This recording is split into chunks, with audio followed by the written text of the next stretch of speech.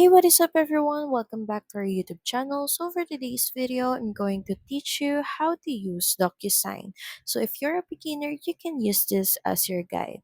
So in the Docusign website, all you have to do is just log into your account. And if you still doesn't have one, you can easily create a new account. Then once you're logged in, to upload a document from your dashboard, just click on Start. Then their DocuSign will automatically create or send an envelope. Then all you have to do is upload your file, whether it's PDF or Word file. Then once done, just click on Next. So from here, all you have to do is, of course, add recipients. Just enter the email addresses of the people who need to sign in. You can also choose signing order if needed.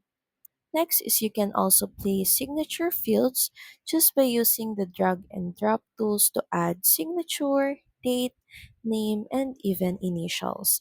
Just place them on the correct spots in the document. Next is send for signature. Just click on send. Your recipient will then get an email with a link to sign. So that's pretty much it. Thank you very much for watching this video. I hope that you find this video helpful. And if you do, please don't forget to like, share, and subscribe to the channel. And I will see you again on the next one. Bye!